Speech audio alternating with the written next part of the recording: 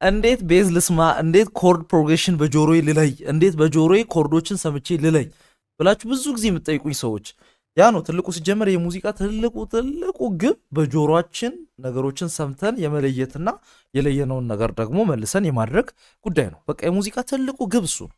ስለዚህ እኛ በጆሮአችን ነው አይደል ብዙ ጊዜ የምንጮተው። አብዛኛው ኢትዮጵያዊ እንግዲህ ኢትዮጵያ ውስጥ ያለ ሙዚቀኛ ሰልፍ ተውት ነው፣ አሊያም ደግሞ ቸርች ውስጥ ያደገ በተለያየ ትምህርት ቤት ውስጥ ያለፈም ሊሆን ይችላል። ግን ሁሉም ነገር ምናልባት 99% ከዛ በላይ በጆሮ ነው የምንጮተው፣ እየሰማን ስለሰማነው ነገር ሪስፖንድ እያደረግን ማለት ነው። ስለዚህ ጆሮአችን በጣም አክቲቭ መሆን ይጠበቅበታል ማለት ነው። ትምህርት ቤት አሁን ለምሳሌ ያሬድ ትምህርት ቤት ወይም ሴሚናሪ ምናምን ብትገቡ ከምትማሯቸው ነገሮች መካከል አንዱ ሳይት ሪዲንግ ነው። የተጻፉ ኖቶችን እያነበቡ መጫወት። እነዚህ ኪዎች ስም አላቸው። ፊደል ልክ እንደ ፊደል የተቀርጾ የተቀመጡ መጻፊያ መንገዶች አሏቸው። በዛ መንገድ ይጻፋሉ። ነገር ግን ያንን ማንበብ ለማንችል ሰዎችስ የሚል ጥያቄ ይነሳል አይደለ? አብዛኛው ሰው ሲጀምር ከሱ እያነበበ አይደለም የሚጮህ። የተጻፈ ሙዚቃ መጫወት ቻንሳችን በጣም ዝቅተኛ ነው በሆነ አጋጣሚ ካልሆነ በስተቀር። ነገር ግን ጆሮአችንን በመጠቀም ነው የምንጮተው። ስለዚህ ጆሮአችን እንዴት ኪዎችን ይለይ፣ እንዴት ኪዎችን ይልመድ፣ እንዴት ከኪዎች ጋር ይግባባ? ይሄ ነው ትልቁ ጥያቄ። ኮርድ እንዴት ልለይ? የሰማሁትን ኮርድ ይሄ 4 ነው፣ ይሄ 1 ነው፣ ይሄ 5 ነው፣ ይሄ 6 ነው፣ ይሄ 2 ነው፣ ይሄ ሰርድ ነው የሚለውን ነገር እንዴት ልለይ? ያን ጥያቄ ልክ ራሳችሁን መጠየቅ ስትጀምሩ ስለ ኢንተርቫል አይደንቲፊኬሽን ማጥናት ትጀምራላችሁ ማለት ነው። ኢንተርቫል አይደንቲፊኬሽን ማለት የሁሉም ነገር ኮር ነው። በቃ በጣም ቤዚኩ ነገር። ምናልባት ሙዚቃ ማጥናት ስትጀምሩ መጀመሪያ ያለባችሁ ነገር ቢኖር ከምትጀምሩበት ቦታ ለመጀመር ጥሩ ከሆኑ ቦታዎች መካከል አንዱ ኢንተርቫል አይደንቲፊኬሽን ነው። ያ ማለት አንድ ኖት ከአንድ ኖት አንጻር ማወቅ። ለምሳሌ ዲን ከሲ አንጻር ማወቅ፣ ኢን ከሲ አንጻር ማወቅ። የሆነ አንድ ሪፈረንስ ፖይንት ይዛችሁ አሁን ለምሳሌ እኛ ቤት መምጣት ትፈልጉ የእኛን ቤት ኤግዛክትሊ ማወቅ ባትችሉ ወይም ደግሞ የሚጠቁማችሁ ሰው እናንተ እንደማታውቁ የእኛን ቤት እንደማታውቁ ከገመተና ካወቀ ሊጠቁማችሁ በምታውቁት ነገር ነው አይደል? የምታውቁትን ነገር as a frame of reference ካስቀመጠ በኋላ ነው ከዛ ተነስታችሁ እንድታውቁ የሚያደርገው መጠቆም ማለት ነው። ለምሳሌ መገናኛ የቱ ጋር ከዘፍመሽ በስተግራ በኩል እንደዚህ ገባ ብሎ ዘፍመሽ እንደ ሪፈረንስ like point of reference ነው አይደል? እዛ ጋር ስለዚህ አንድ ፖይንት እንይዝና እንደ ሪፈረንስ ከዛ ተነስተን ሌሎችን ኖቶች የመለየት ሂደት ኢንተርቫል አይደንቲፊኬሽን ወይም በድምጾች መካከል ያለ ርቀትን አይዴንቲፋይ ማድረግ ፕሮሰስ ይባላል ማለት ነው። ስለዚህ የሁሉም ነገር ምንጭ ነው፣ ቤዝ ነው፣ ኮር ነው። ኤኒዌይስ ስለዚህ ሁለት ሀሳቦች እዚህ ጋር ይመጣሉ። ሴሚቶን እና ቶን የሚባል የሙዚቃ ላይ ያሉ ላይክ ከአንድ ኪ እስከ ሌላው ኪ ያለ ርቀት የሙዚቃ ርቀት ወይም የድምጽ ርቀት የሚለካበት መሳሪያ ወይም ቱል ይመጣል ማለት ቶን ወይም ሴሚቶን የሚባሉ ሁለት አይነት ርቀቶች። ቶን ማለት የሙሉ ድምጽ ርቀት ሲሆን ያ ማለት ለምሳሌ በእኔና በማይኩ መካከል ምንም ነገር የለም። ተመለከታችሁ ይታያችኋል አይደል? ማይኩ አለ፣ እኔ ያለው። በእኔና በማይኩ መካከል ምንም አይነት ነገር የለም። አሁንስ እንደዚህ ሳደርግ በእኔና በማይኩ መካከል ምን አለ? ኪቦርድ አለ። ስለዚህ ከኔ እስከ ማይኩ ያለው ርቀት የሆነ ነገር መሃል ላይ ኖሮ ማለት ነው። ኖሮ ሲሆን ከኔ እስከ ማይኩ ያለው ርቀት ቶን ይባላል። ከኔ እስከ ኪቦርዱ ያለው ወይም ከኔ ኢሚዲየትሊ ኔክስት ያለው ኦብጀክት አለ አይደል? ከሱ እስከ እኔ ያለው ርቀት ደግሞ ሴሚቶን ይባላል። ለምሳሌ የእናንተ ቤት ከላይም ከታችም ሰው ላይክ ጎረቤት ያላችሁ አይነት ቦታ ላይ ሊሆን ይችላል። ስለዚህ ከእናንተ ቤት በላይ የአቶ አበበ ቤት አለ፣ ከእናንተ ቤት በታች የአቶ ንጉሴ ቤት አለ ለምሳሌ።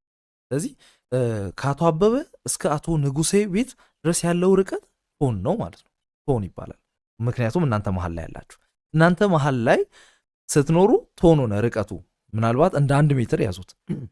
ከዛስ ከእናንተ ቤት እስከ አቶ አበበ ቤት ያለው ወይም ከእናንተ ቤት እስከ አቶ ንጉሴ ቤት ያለው ርቀት ደግሞ የሴሚቶን ርቀት ይባላል ማለት ነው።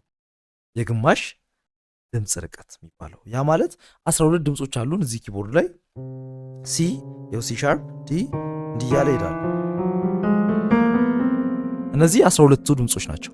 ስለዚህ እነዚህ 12 ድምጾች እርስ በርስ ያላቸው ርቀት አሁን ከሲ እስከ ሲ ሻርፕ ያለው ርቀት ምንም መሃል ላይ የገባ ምንም ነገር የለም። መሃል ላይ የገባ ድምጽ ምንም ነገር ስለሌለ የሴሚቶን ርቀት ነው።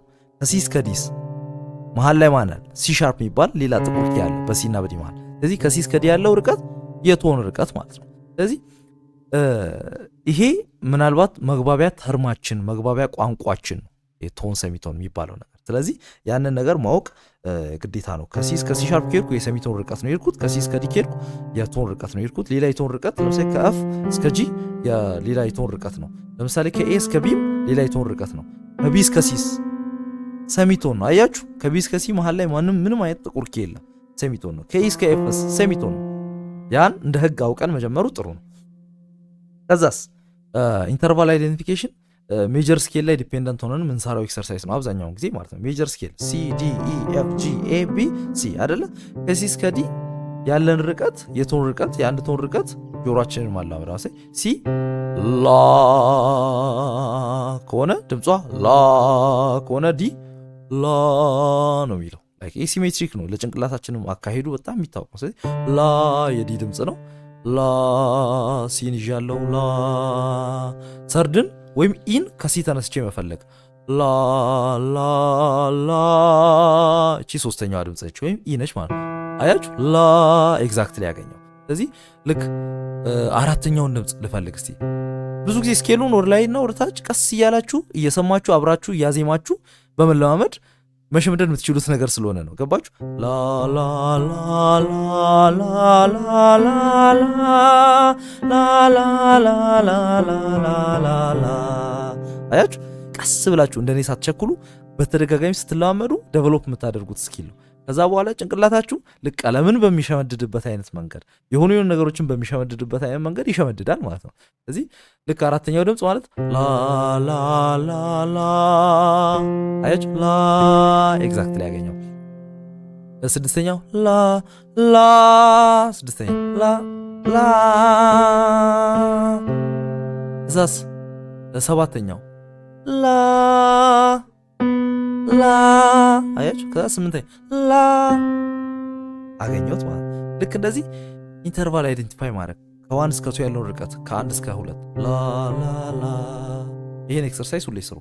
ላ ላ ላ ሰርድ ነው ይሄ ፎርስ ላ ላ ላ ፊፍት ላ ላ ላ ሲክስ ላ ላ ላ ሰቨን ላ ላ ላ ኤይት ላ ላ ላ ወደ ላይ ቀላል ነው። ጭንቅላታችን በቀላሉ ያገኘዋል። ከላይ ወደ ታች ደግሞ መሞከር።